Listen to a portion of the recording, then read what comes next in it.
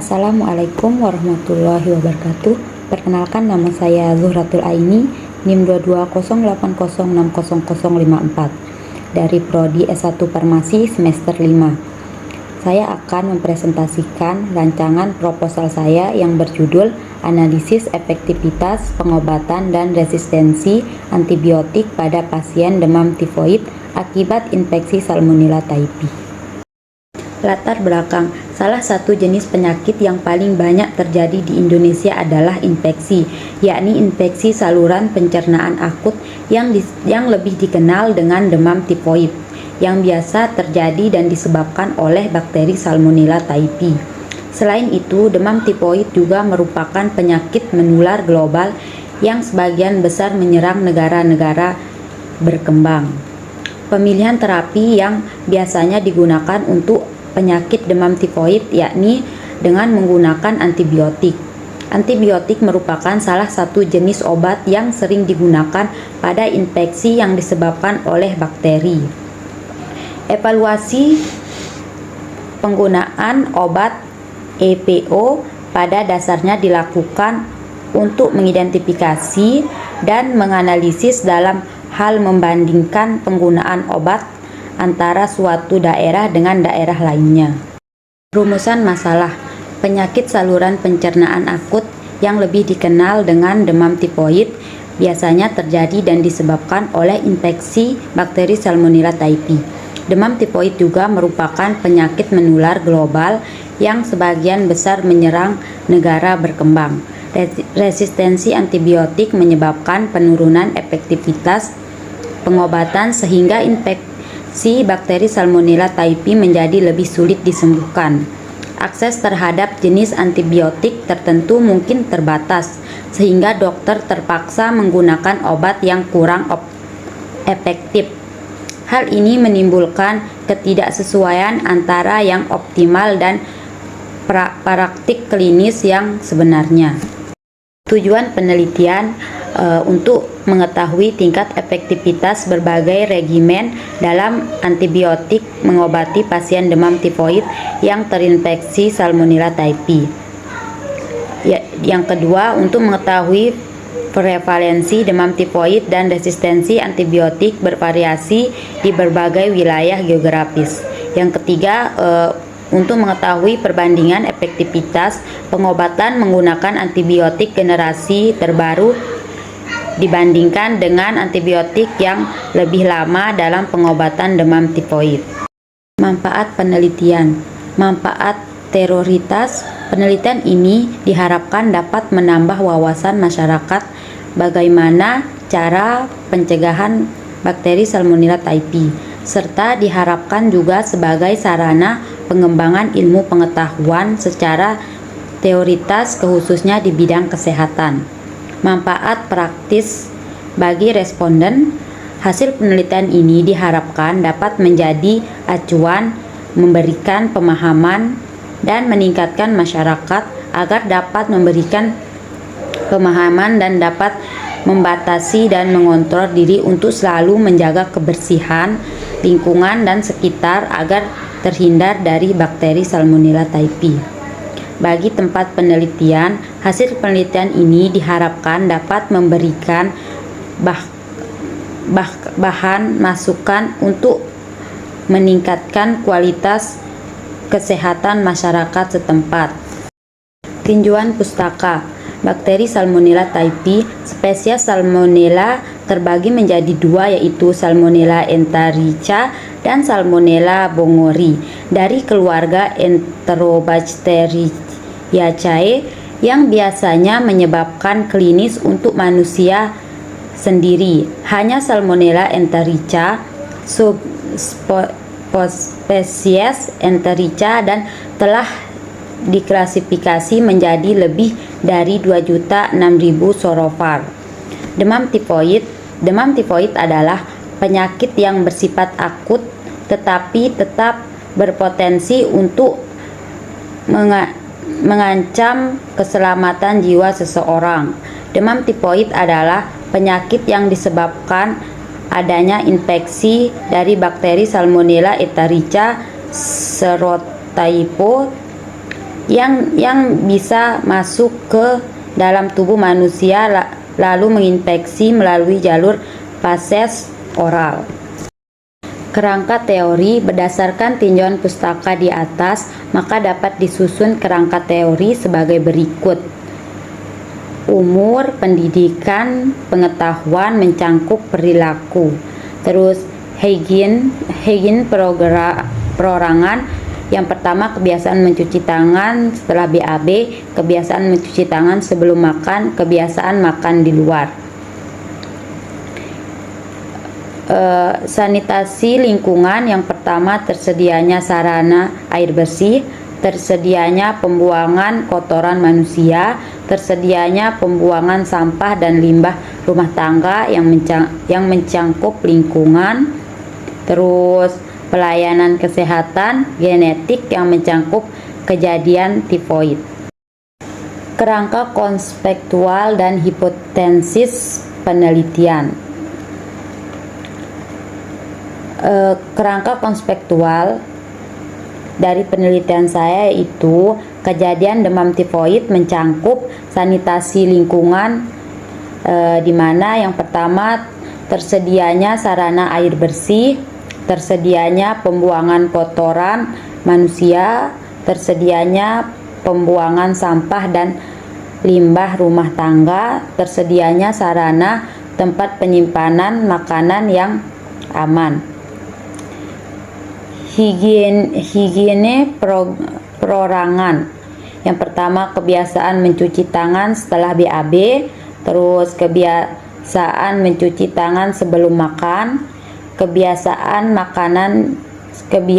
makan di luar, kebiasaan mencuci bahan makanan mentah yang dimasak, terus umur, pendidikan, dan pengetahuan.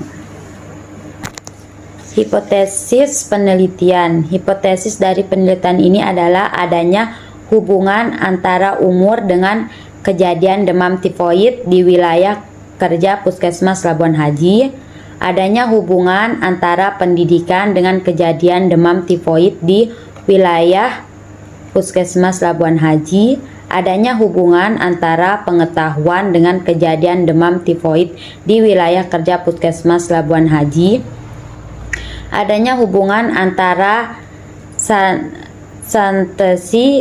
situasi lingkungan dengan kejadian demam tifoid di wilayah kerja Puskesmas Labuan Haji, adanya hubungan antara higiene perorangan dengan kejadian demam tifoid di wilayah kerja Puskesmas Labuan Haji. Metode penelitian, desain penelitian, rancangan penelitian yang digunakan adalah metode analitik kuantitatif dengan menggunakan data kuantitatif. Waktu dan tempat penelitian. Waktu penelitian ini akan dilakukan pada bulan April sampai dengan Mei 2025. Tempat penelitian ini dilakukan di wilayah kerja Puskesmas Labuan Haji, Kabupaten Lombok Timur. Populasi dan sampel. Populasi yang digunakan adalah data pasien rawat inap di Puskesmas Labuan Haji pada bulan Oktober sampai dengan Desember 2017 sebesar 67 pasien penderita demam tifoid di Puskesmas Labuan Haji, Kabupaten Lombok Timur. Sampel penelitian ini melibatkan pasien demam tifoid akibat Salmonella typhi DRS dengan metode conference sampling. Teknik sampling yang digunakan dalam penelitian ini adalah teknik simple random sampling, yaitu pengambilan sampel secara acak. Definisi operasional dalam penelitian ini, efektivitas pengobatan dapat dilihat dari pengurangan gejala klinis pasca pengobatan dengan antibiotik.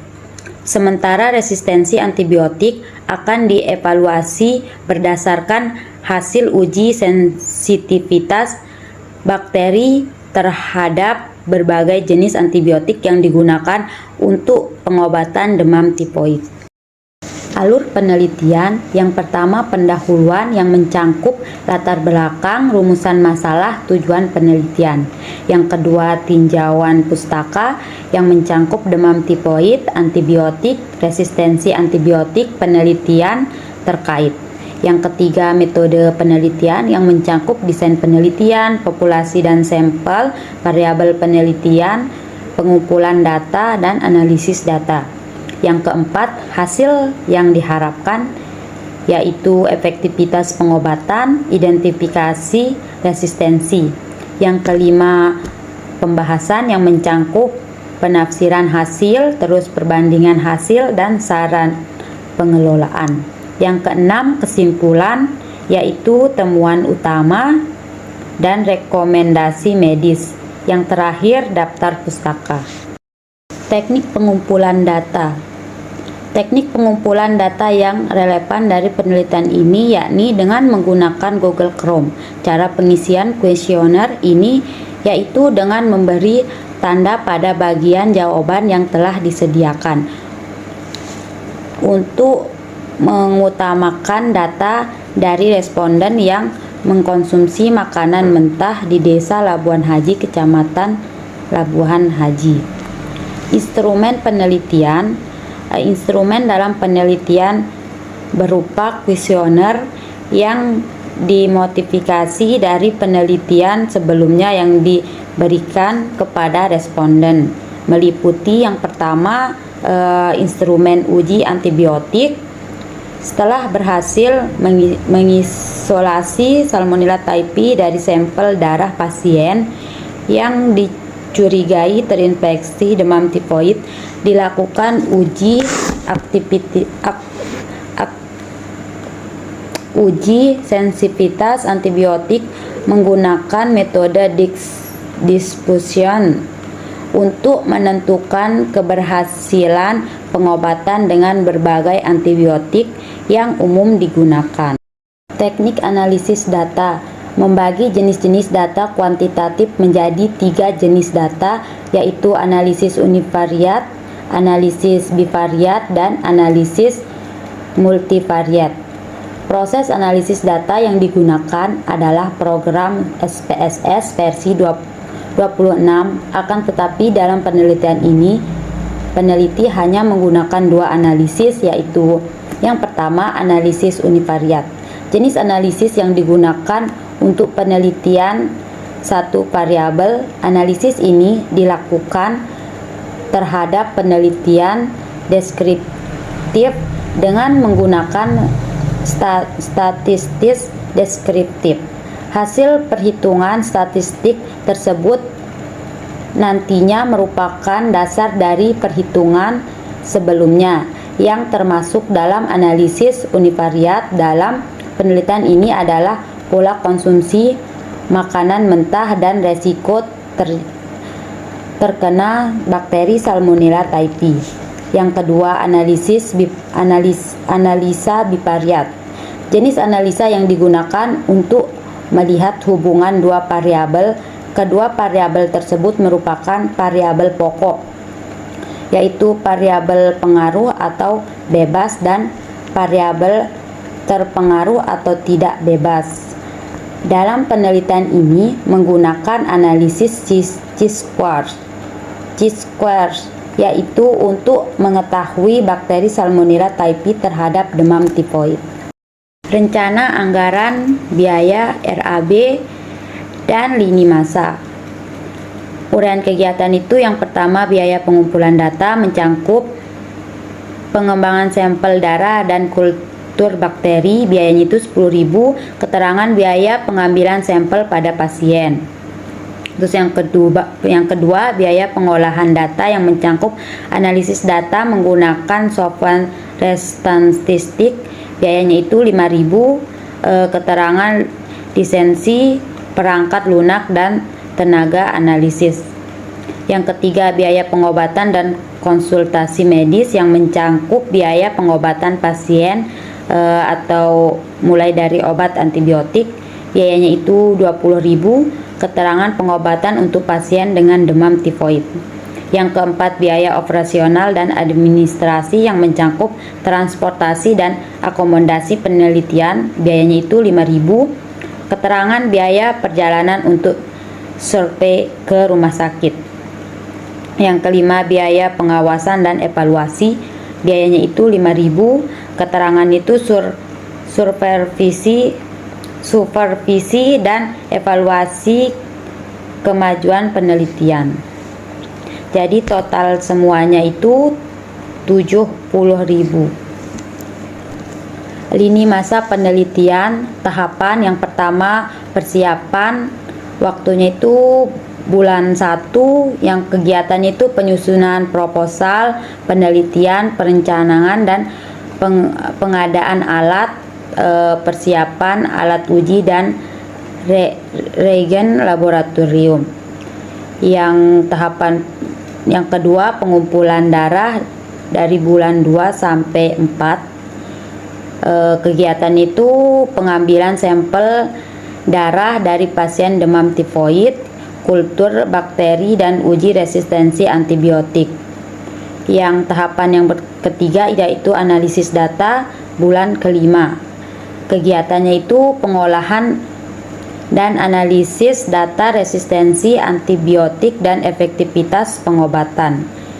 Yang tahapan yang ketiga, pelaporan dan penyusunan laporan bulan 6. Kegiatannya itu penyusunan laporan akhir penelitian, presentasi hasil penelitian. Ini adalah referensi yang saya ambil untuk proposal yang saya kerjakan.